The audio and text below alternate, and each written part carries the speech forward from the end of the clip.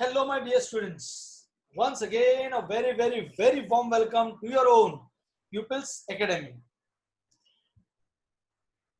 Finally, last lecture of this chapter, यानी कि economics में lecture number 4 on consumer behavior utility analysis, SYJC Economics chapter 2 as per the new syllabus.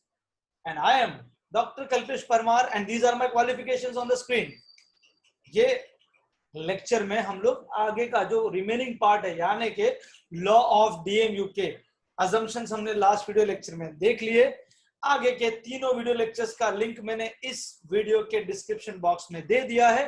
First go through those videos and then watch this video so that you can have the base of this particular chapter. Okay, तो चलो आगे बढ़ते हैं। यहाँ पर assumptions हो गया है तो हम यहाँ पर इस लेक्चर में एक्सेप्शंस, इंपॉर्टेंस यानी कि significance of the law and criticisms of the law हम लोग देखने वाले हैं। देखते हैं ना वन बाय वन। तो वापस एक बार फिर से यूटिलिटी को रिवाइज कर लेते हैं कि गुड्स हमारे वांट्स को सेटिस्फाई करता है और ये हमारे वांट्स के सेटिस्फाई करने का पावर जितना सामने वाली कमोडिटी में होगा उसी को यूटिलिटी कहेंगे। Capacity of a commodity to satisfy human wants is called as utility.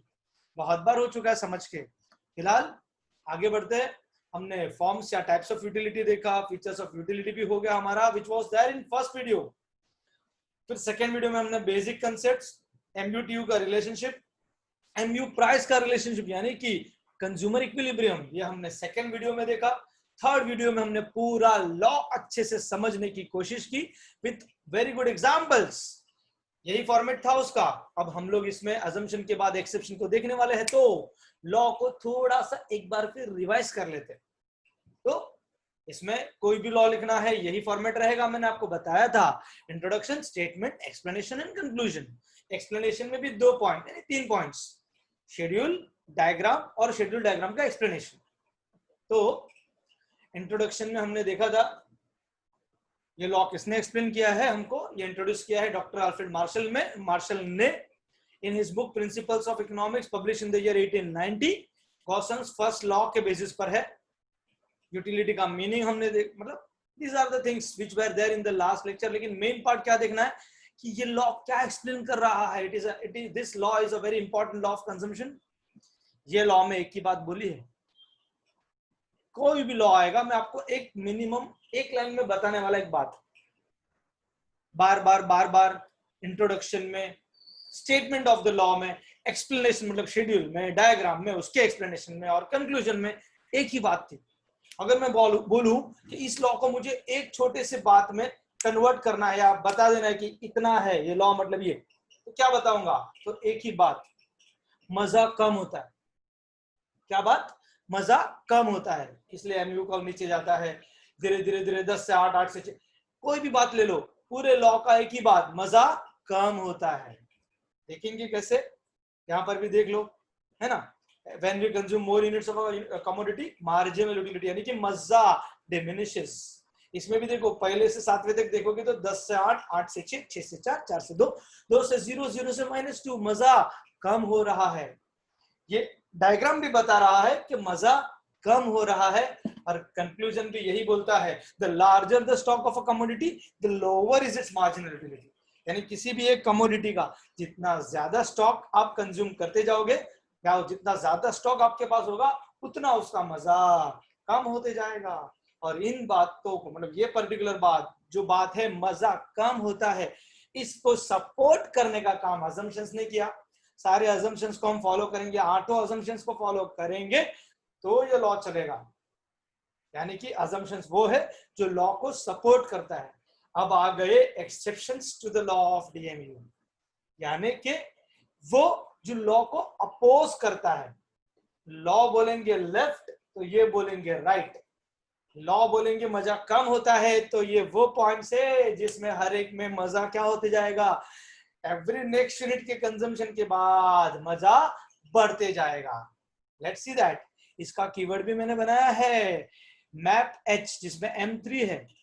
3 points M से है, म्यूजिक मनीमाइजर, याद रख लेना, म्यूजिक मनीमाइजर। A से एडिक्शंस, P से पावर और H से हॉबीज। ये 6 पॉइंट्स हम लोग समझने का कोशिश करते हैं भाई। म्यूजिक कैसे वो एक्सेप्शन है लॉ को? देखो, म्यूजिक सुनने में तो सबको मजा आता है कि नहीं? खास करके हम कहीं पर ट्रैवलिंग कर रहे हैं, बस में बैठे हैं और हेडफोन डाल के सुन रहे हैं, और सुनते सुनते हमारे एक से एक फेवरेट सॉन्ग से आते जा रहे हैं, तो ये बच्चे की तरह हम भी बोलते ना मंत्र मुग्ध हो जाएंगे, यानी कि मजा मजा मजा कम होते जाएगा कि बढ़ते जाएगा? यस, जितना गाना सुनते जाएंगे उतना मजा बढ़ते जाएगा, क्योंकि म्यूजिक में बात ही कुछ और है। दुनिया में अगर कोई बोलता है मुझे नहीं अच्छा लगता है म्यूजिक, म्यूजिक पागल है वो, उसको हम बोलेंगे यार तू दुनिया से अलग है, वो एक्सेप्शन है दुनिया से, बराबर ना? तो म्यूजिक कौन है जिसको म्यूजिक अच्छा नहीं लगता है? म्यूजिक तो सभी को अच्छा लगता है, यानी कि जितना म्यूजिक सुनते जाएंगे उतना मजा बढ़ते जाएगा, बढ़ते जाएगा। अरे इस पे तो लॉ एप्लीकेबल ही नहीं हो रहा है, यानी कि ये हो गया exception to the law of DMU. लेकिन अगर हमको डीएमयू का लॉ ऑफ डीएमयू का पहला प्यार नहीं है, पहला अजम्पशन को देखना है, होमोजेनिटी, होमोजीनियस यूनिट सेम। वही का वही गाना सुनोगे तो ऐसे हैंग हो जाएंगे ना, कंटाला आ रहा है अभी, वही का वही कितना बार सुनेगा गाना? यानी वही गाना होमोजीनियस यूनिट होगा तो आपका मजा क्या होता जाएगा? कम। चलाना लॉ, मतलब ये एक्सेप्शन तो है बट रियल एक्सेप्शन नहीं है, मतलब music is an exception but not a real exception. Hope you understood this. Next is money, अपना सपना मनी मनी, है ना गाना, तू पैसा पैसा करती है, तू पैसे पे क्यों मरती है? हर कोई पैसे पे मरता है, वो क्या, तू हर कोई मरता है ना, हर एक को चाहिए मैं ज्यादा ज्यादा और ज्यादा कमाऊं, थम्स अप भी कर रहा है वो, और चाहिए पैसा और चाहिए। जितना पैसा आते जाता है उतना मजा कम होते जाता है कि बढ़ते जाता है? बोलो बोलो बोलो बोलो। पैसा मिलने पर यस, ये भी बोल रहा है यस, बढ़ते जाता है मजा। बच्चा भी बोलता है, छोटे बच्चे लोग वो भी पैसे का बहुत रहता है ना, लाओ मेरा पैसा लाओ, मेरा पैसा लाओ, यानी चाहिए चाहिए चाहिए। जितना पैसा मिलते जाता है उतना आपका मजा क्या होते जाता है? बढ़ते जाता है। तो इधर भी लॉ एप्लीकेबल नहीं है, मजा बढ़ रहा है। लेकिन टेक्निकली एकदम बारीकी से समझो, गरीब के लिए एडिशनल यूनिट ऑफ मनी मतलब 1 रुपया बोलेंगे, होता है ना ओम शांति ओम में डायलॉग, उसके भी बहुत पहले था देवदास में, एक चुटकी सिंदूर की कीमत तुम क्या जानो रमेश बाबू, अरे वो जाने दो, यहाँ पर 1 रुपए की कीमत तुम क्या जानो गरीब बाबू, गरीब नहीं अमीर बाबू। बोलो गरीब बाबू के लिए 1 रुपए का कीमत ज्यादा रहेगा कि अमीर के लिए? यस, गरीब के लिए। मतलब कोई इंसान गरीब से जैसे जैसे अमीर होते जाता है वैसे वैसे एडिशनल यूनिट ऑफ मनी यानी कि 1 रुपए का कीमत यानी यूटिलिटी क्या होते जाता है? उसका कम होते जाता है। अरे ये तो लॉ चला है इसके ऊपर, चला मतलब ये एक्सेप्शन है बट रियल एक्सेप्शन नहीं है। Hope you have understood this too. तीसरा पॉइंट है माइजर। माइजर मतलब क्या? पिक्चर देख के कुछ समझ में आ रहा है? अरे कंजूस, जो हो रहा है समेटो, जो हो रहा है समेटो, ऐसा जो कंजूस रहता है ना। एक माइजर का स्टोरी तो सभी को मालूम होगा, है ना, जो किसी भी चीज को टच करता था वो सोना हो जाता था, है ना। क्या मजा ले रहा है देखो, और चाहिए और चाहिए। उसने भगवान से वरदान मांगा था ना, क्या नाम था इसका, किंग किंग डेमो ऐसा कुछ नाम था इसका, अभी इतना याद नहीं आ रहा है परफेक्टली। लेकिन इन्होंने क्या, इनका पता है ना स्टोरी सभी को, कि मैं जिसको भी छू सोना हो जाना चाहिए, भगवान से वरदान मांगा था। क्यों? क्योंकि वो इतना माइजर था, मुझे चाहिए चाहिए। तो जितनी सोना देखो, जितना सोना बनाते जा रहा है उसका मजा बढ़ते जा रहा है। अरे इधर तो लॉ चल ही नहीं रहा है, मजा बढ़ते जा रहा है। लेकिन अगर यहाँ पर हम लोग रैशनैलिटी को देखेंगे तो ये तो रैशनल है ही नहीं, कितना नाच रहा है देखो, इरेशनल कंज्यूमर है, उधर तो वैसे भी लॉ नहीं चलेगा। तो माइजर is an exception but not a real exception. Next point, addictions. Addiction देखो, एडिक्टेड लोग होते हैं ना, ड्रंकर्ड, स्मोकर्स, जितना पीते हैं उतना मजा कम होते रहता है कि बढ़ते रहता है? यस, मैंने वहां पर भी रैशनैलिटी में भी वही एग्जांपल दिया था कि कोई ड्रंकर्ड होता है, वो जितना अल्कोहल का कंजम्पशन, जितना लिकर दारू दारू और पीते जाएगा उतना उसका मजा क्या होते जाता है, क्या होते जाता है? बोलो बोलो। हाँ, आपको एक्सपीरियंस से आपको मालूम रहेगा, मजा बढ़ते जाता है। मेरे को तो एक्सपीरियंस नहीं है, इसलिए मैं यहाँ पर रुक जाता हूँ और स्टूडेंट्स को पूछ लेता हूँ। मुझे नहीं मालूम मजा क्या होता है, क्योंकि मैंने कभी टेस्ट ही नहीं किया है। तो मजा आप लोग ही बता रहे हो, मजा क्या होते रहता है, बढ़ते रहता है, तो फिर ये एक्सेप्शन है। हाँ, क्योंकि इन लोगों को देखो कभी 4 दिन दो मत, ड्रग एडिक्ट लोग देखो ऐसा नहीं हो रहा है मेरे से सहन, मुझे चाहिए चाहिए चाहिए और चाहिए और चाहिए होते रहता है उनको, यानी उनके लिए मजा बढ़ते ही जाता है। लेकिन ये लोग रैशनल है क्या, जिनको एडिक्शन है? रैशनल नहीं है, तो रैशनैलिटी फॉलो ही नहीं कर रहा है, तो ये एक्सेप्शन है बट रियल एक्सेप्शन नहीं है भाई। पांचवा पॉइंट था पावर। हर एक इंसान को ये भी चाहिए रहता है, पैसा के साथ साथ पावर भी चाहिए, है ना, कुछ अपने पास पावर। पावर मतलब क्या, यहाँ पर तो थेनोस की बात एग्जांपल लेते हैं। थेनोस को वो स्टोन्स जमा करने थे, पहला स्टोन जमा हुआ, फिर और क्रेविंग बढ़ा ना उसका, दूसरा भी चाहिए, दूसरा हुआ और क्रेविंग बढ़ा, तीसरा भी चाहिए, और वो पहला दूसरा तीसरा चौथा जो भी चाहिए उसके लिए पावर तो बढ़ते जा रहा है, नो डाउट, लेकिन वो जो चाहे वो करने के लिए रेडी होता है। मतलब पावर मिलने के बाद और पावर और पावर और पावर चाहिए रहता है इंसान को। रेगुलर हम रेगुलर लाइफ में भी देखेंगे तो हर एक को, किसी को सत्ता चाहिए, यानी कि एमएलए बनना है, एमएलए बन गया तो बोलते हैं अभी एमपी बनना है, एमपी बन गया तो अभी मुझे यहाँ पर प्राइम मिनिस्टर बन जाना है ना। हर एक का ये रहता है, क्रेविंग बढ़ते रहता है, हर एक इंसान का यही रहता है ना। एक छोटा सा एग्जांपल, साइकिल पे है वो बोलता है मेरे पास बाइक नहीं है, बाइक चाहिए, बाइक पे है वो मेरे को कार चाहिए, है ना। तो ये चाहिए चाहिए बढ़ते रहता है। उसी तरह से पावर जितना मिलता है उतना उसका क्रेविंग और बढ़ते जाता है और बढ़ते जाता है, और उसके लिए कुछ गलत भी करना पड़े तो करने के लिए रेडी हो जाता है इंसान, जैसे थेनोस है ना, एंड गेम में कुछ भी करने के लिए रेडी है। एंड गेम में उसी का उसको खात्मा हो गया है नो डाउट, लेकिन उसके पहले इन्फिनिटी वॉर में तो उसने सबको खत्म कर दिया था ऑलमोस्ट। सो पावर जितना मिलता है उतना उसका क्रेविंग बढ़ता है, यानी यूटिलिटी बढ़ते जाता है। हाँ, मतलब एक्सेप्शन हो गया ना। लेकिन क्या ये नॉर्मल पर्सन है? Again this is not following the rationality assumption, इसीलिए ये अजम्पशन को फॉलो नहीं कर रहा है, तो ये एक्सेप्शन तो है बट ये रियल एक्सेप्शन नहीं है। छठवां पॉइंट, हॉबीज। देखो कितनी सारी हॉबीज होती है। फोटोग्राफी, किसी को फोटोग्राफी का हॉबी रहता है, कि गर्ल्स लोग का खास करके सेल्फी क्वींस, सेल्फी का हॉबी रहता है, किसी को पबजी खेलने मतलब गेमिंग का हॉबी रहता है, किसी को डीजे वगैरह बजाने का हॉबी रहता है। हर एक का अपना अपना अलग अलग हॉबीज है। किसी को गिटार बजाने का हॉबी रहता है, गिटार पे सॉन्ग अपलोड करते रहते हैं फेसबुक वगैरह पे, इंस्टा वगैरह पे। किसी को साइकिलिंग का हॉबी रहता है, अलग अलग, किसी को टेलीस्कोप से एस्ट्रोलॉजी का हॉबी रहता है, हर एक का, किसी को कुकिंग का हॉबी रहता है। तो जो अलग अलग हॉबीज है, वो हॉबी का काम जितना करते जाएंगे उतना उसको और मजा आते जाता है। जैसे किसी को कॉइन्स, अलग अलग तरह के कॉइन्स कलेक्ट करने का हॉबी है, उसका ये सब कॉइन्स हो गया, खाली ये वाला कॉइन बाकी है। सोचो जब ये वाला आखिरी कॉइन मिल जाएगा उसका मजा कम होगा या बहुत बढ़ जाएगा? यस, उसका मजा बहुत बढ़ जाएगा। यानी कि ये जितना कॉइन्स कलेक्ट करते जाएगा, जितना कॉइन्स अलग अलग तरह के जितने कॉइन्स कलेक्ट करते जाएंगे उतना उसका मजा बढ़ते जाएगा। अरे इधर तो लॉ चला ही नहीं, देखो कॉइन्स और कॉइन्स और कॉइन्स और कॉइन्स, मजा बढ़ते जाता है, इसलिए ये एक्सेप्शन है। लेकिन हॉबीज सबका सेम होता है क्या? Hobbies is something which is special thing, वो रैशनल नॉर्मल की बात है ही नहीं यहाँ पर। हॉबीज सबका सेम नहीं होता है। अब मुझे कॉइन कलेक्ट करना अच्छा नहीं लगता तो मुझे वो मजा बढ़ने वाला है नहीं, यानी कि ये एक्सेप्शन है बट ये रियल एक्सेप्शन नहीं है, this is a special case.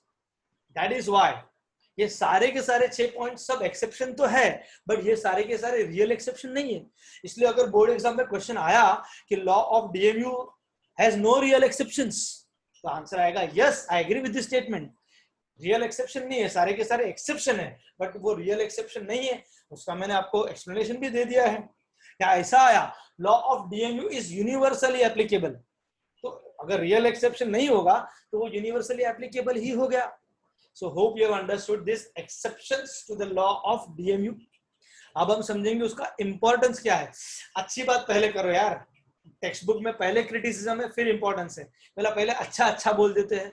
ये लॉ में क्या अच्छी बातें हैं, कौन सी चीजें समझने के लिए ये लॉ काम आता है, तो ये सारी चीजों को समझने के लिए लॉ काम आता है। यानी कि सीएम भी खेलता है पबजी, CMPUBG, ये सारे पॉइंट्स है इसमें। C से टू द कंज्यूमर, M से टू द मोनोपोलिस्ट, P से टू द प्रोड्यूसर, U से to understand paradox of value, B से basis for law of demand और जी से टू द गवर्नमेंट। ये सभी को काम आता है, ये सब कंसेप्ट को समझने के लिए काम आता है। पहला पॉइंट था टू द कंज्यूमर। अब कंज्यूमर को ये लॉ कैसे काम आता है? अरे क्या बोल रहे हो सर,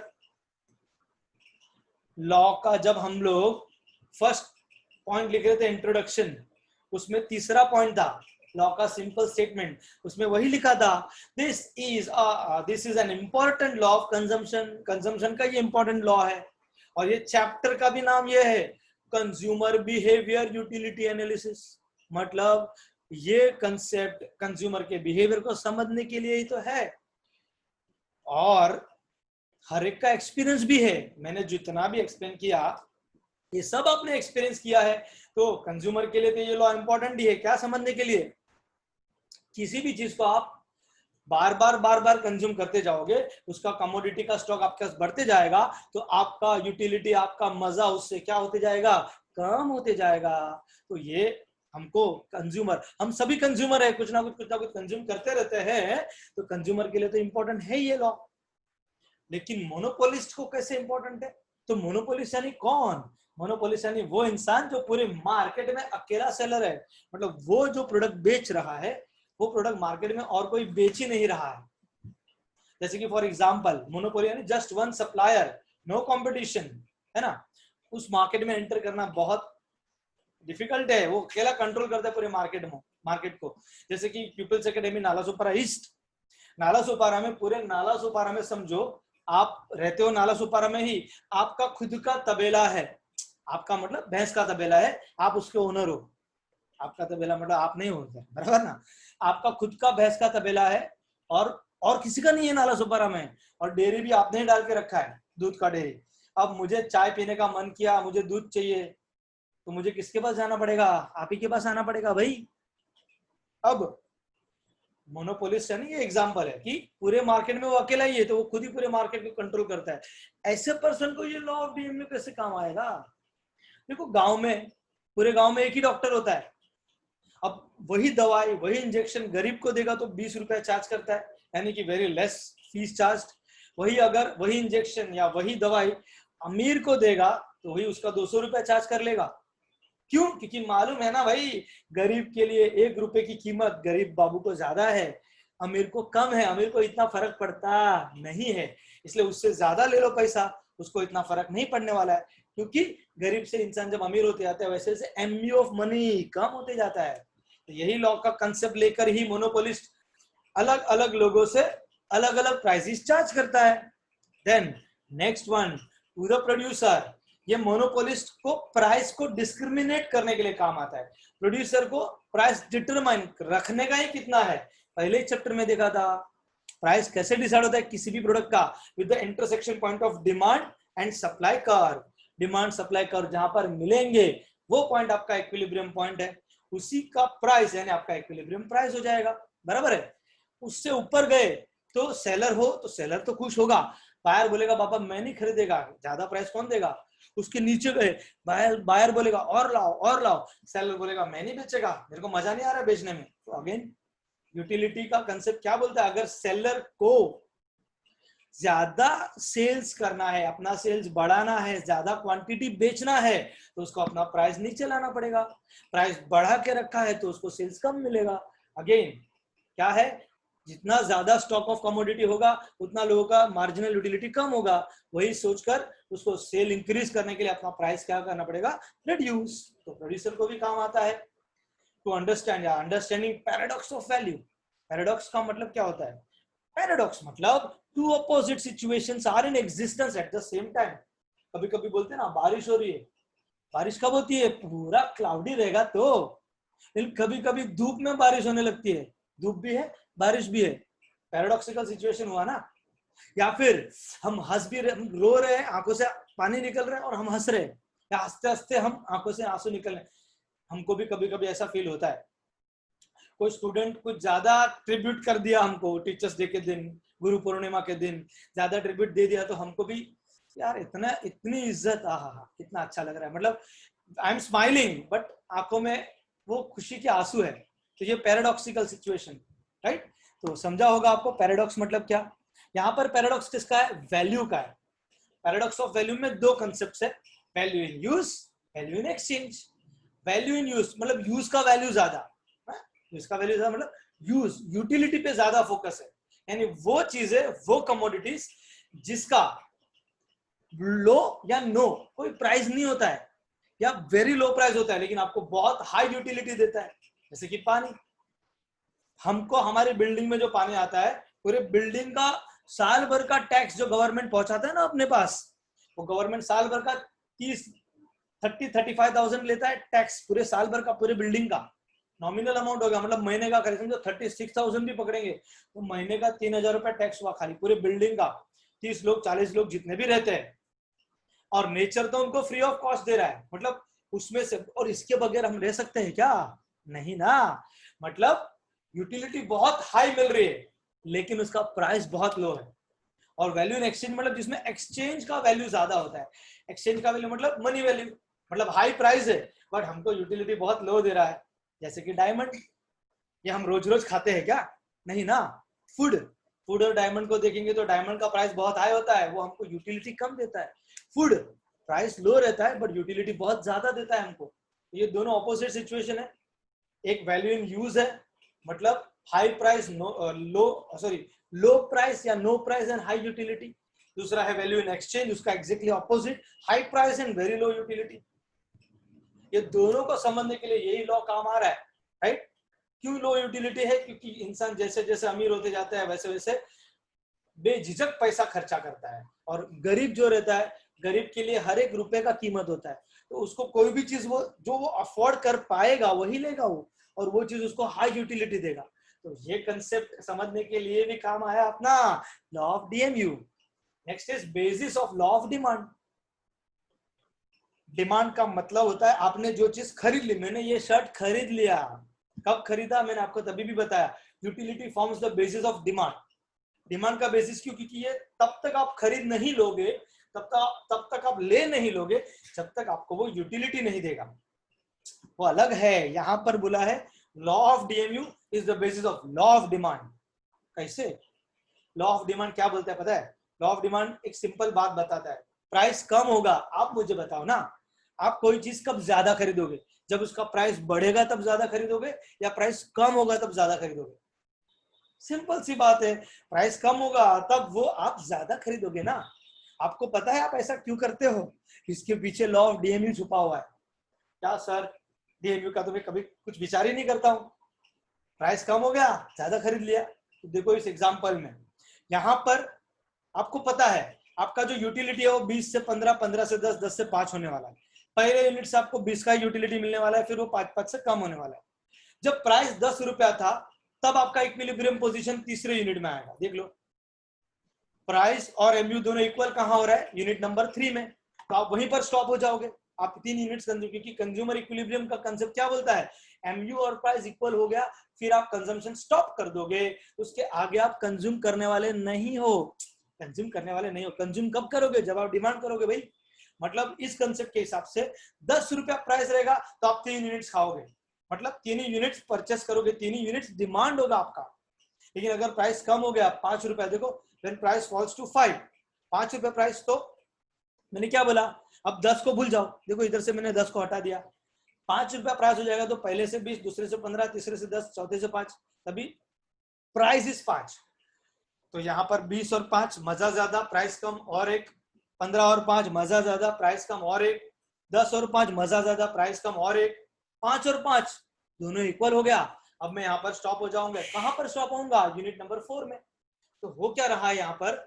यहाँ पर ये हो रहा है कि जब 10 रुपया प्राइस रहेगा तो आपको तीसरे यूनिट में स्टॉप होना पड़ेगा, लेकिन 10 से प्राइस 5 रुपया हुआ, प्राइस कम हो गया, तो डिमांड आप क्यों बढ़ाते हो पता है आपको?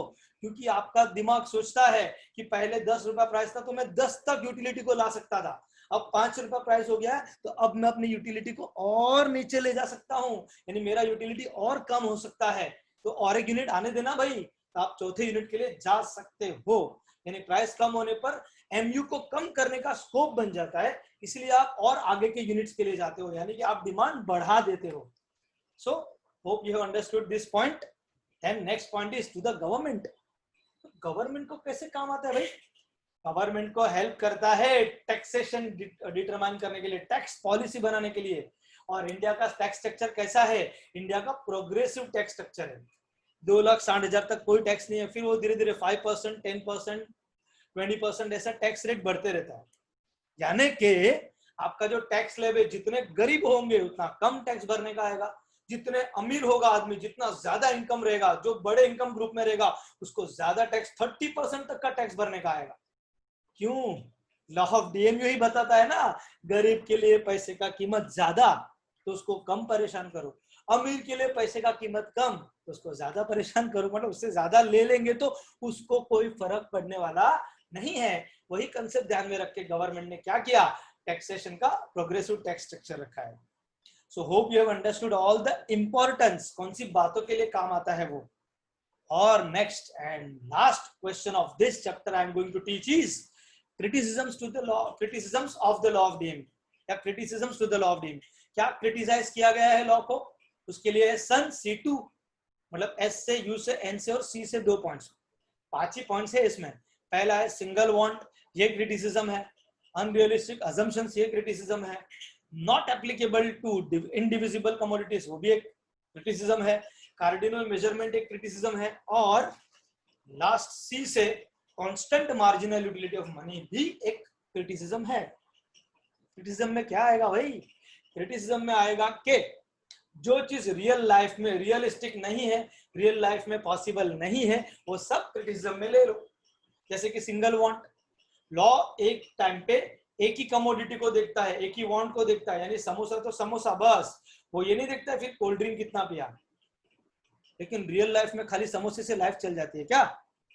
रियल लाइफ में आपको और भी कितनी सारी खाने पीने की चीजें चाहिए, मेडिसिन चाहिए, कपड़े चाहिए, तेल चाहिए, ये चाहिए, वो चाहिए, कितनी सारी चीजें हैं। मतलब lots of things are there for your consumption. आप एक वांट पे पूरा लाइफ जिंदा नहीं रहते हैं। There are several wants and several commodities. तो लॉ ऑफ डीएमयू में several wants and several commodities को देखा ही नहीं है, तो गलत बात है भाई। ये उसमें क्रिटिसिज्म यानी ये लॉ में क्या खामियां रह गई, इसलिए लोगों ने उसको क्रिटिसाइज किया। Then unrealistic assumptions मैंने बोला ना जो रियल लाइफ में पॉसिबल नहीं है, वही सब इसमें पॉइंट्स आएंगे। Unrealistic assumptions like homogeneity, continuity, rationality, ये सबको रियल लाइफ में फॉलो करना पॉसिबल नहीं है। 6 के 6 पॉइंट, 8 के 8 पॉइंट्स ले लो assumptions के। मैं है ना बच्चों को assumptions में ना हमेशा बताता हूँ, assumptions यानी क्या।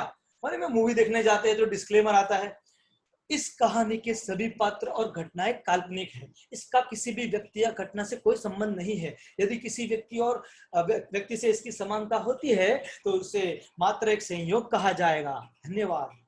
ऐसा ही समय ना मैं इस लॉ के मतलब इस क्या किसी भी लॉ के अजम्पशन के लिए बोलता हूं क्या, नीचे दिए गए सारे पॉइंट्स काल्पनिक है, इसका वास्तविकता से कोई संबंध नहीं है। चेक कर लो आप।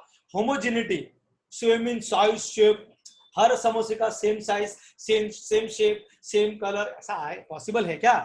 आम, पहला आम खट्टा नहीं निकलना चाहिए, पहला भी मीठा होना चाहिए, दूसरा भी मीठा होना चाहिए, सब मीठे हम के अंदर घुस के बैठे हैं, हमको मालूम पड़ेगा, हम नहीं को कंट्रोल कर सकते हैं। यानी होमोजिनिटी प्रैक्टिकली फॉलो करना पॉसिबल नहीं है।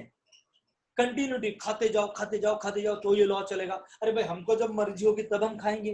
रैशनैलिटी यानी हम रैशनल ही होने चाहिए भाई। अभी कोई इरेशनल होगा तो क्या वो जिंदा नहीं रह सकता है, उसको यूटिलिटी नहीं मिलेगा। यानी कि ये सबको प्रैक्टिकल लाइफ में फॉलो करना पॉसिबल नहीं है। इसलिए ये असम्पशंस कैसे है, रियलिस्टिक या unrealistic, these are all unrealistic assumptions. Third point is indivisibility, यानी कि not applicable to indivisible points है। डिविजिबिलिटी का मतलब एक से ज्यादा कमोडिटीज, एक से ज्यादा यूनिट्स चाहिए कमोडिटी के एक वांट को सेटिस्फाई करने के लिए। जैसे मैंने बोला समोसा, तो समोसे के लिए ये लॉ एप्लीकेबल है, लेकिन TV set, fridge, washing machine, computer, ये सब एट अ टाइम आप एक ही यूनिट को कंज्यूम करते हो तो उसमें ये लॉ एप्लीकेबल ही नहीं है। तो ये गलत हो गई ना ये बात, ये लॉ की। देन कार्डिनल मेजरमेंट, मतलब मेजरमेंट यूजिंग अज्यूम्ड नंबर्स। तो ये लॉ में, ये लॉ को एक्सप्लेन करने का जो बेस है वही अज्यूम्ड है भाई, वो रियल है ही नहीं, अनरियलिस्टिक है। क्योंकि यूटिलिटी वो तो क्या है, हमारी साइकोलॉजी में है। तो ये भी कार्डिनल मेजरमेंट क्या है, उसका क्रिटिसिज्म है। सो यूटिलिटी इज कार्डिनली मेजरेबल, ऐसा बोलेंगे ना तो फॉल्स आएगा। Then constant marginal utility of money, last point of this question as well as this chapter. मैंने आपको पहले ही बताया, मनी, पैसे के एडिशनल यूटिलिटी, मार्जिनल यूटिलिटी को कांस्टेंट रखने को बोला मार्शल अंकल ने. प्रैक्टिकल लाइफ में पॉसिबल है क्या? गरीब से अमीर होते जाओ, आपका एमयू ऑफ मनी फॉल होते जाएगा, राइट? है ना? देख लो वो गरीब कितना खुश हो रहा है, जो भी उसको $5 मिल रहे रहेंगे तो कितना खुश हो रहा है, या ₹5 मिल रहा होगा. अमीर को तो कोई फर्क भी नहीं पड़ रहा है. देखो, तो इसके लिए यूटिलिटी ज्यादा है कि यहाँ से धीरे धीरे जब ये पोजीशन पे आता है वैसे एमयू ऑफ मनी कम होते जाता है. लेकिन एमयू ऑफ मनी कभी भी जीरो नहीं होगा, ना वो कभी कांस्टेंट रह सकता है. तो प्रैक्टिकलिटी की बात ही नहीं हो रही है यहाँ पर. ये सब अनरियलिस्टिक है, इसलिए ये सब क्रिटिसिज्म्स है. So hope you have understood very well this entire chapter. और भी चैप्टर्स के लेक्चर्स, वीडियो लेक्चर्स में यूट्यूब पे अपलोड करता रहूंगा. I am going to switch to accounts also. भाई बिल्स ऑफ एक्सचेंज भी कंप्लीट करना है, यूटिलिटी जैसे कंप्लीट किया वैसा. तो once again I would like to tell you all that good news is that 12th के फ्री ऑनलाइन लेक्चर्स भी चालू है. 11th के भी, 11th कॉमर्स के लिए भी जो 10th अपीयर्ड कर चुके हैं, आप कहीं पर भी हो हमारे ऑनलाइन लाइव लेक्चर्स अटेंड कर सकते हो एब्सोल्युटली फ्री ऑफ कॉस्ट. चाहे 11th का हो या 12th का हो, आप खाली क्या करो, अपना नाम, अपना स्टैंडर्ड और अपना व्हाट्सएप नंबर कमेंट बॉक्स में लिख दो that you are interested for this lectures. तो मैं आपको ग्रुप में ऐड कर दूंगा और वो video lectures, live lectures, not video lectures, live lectures आप अटेंड कर सकते हो. सो प्यूपिल्स एकेडमी, आप सभी को thank you all. Like share and subscribe our channel. My channel name is doctor Kalpesh Parmar. उसमें आपको सारे वीडियोस मिल जाएंगे. Thank you so much for being with us.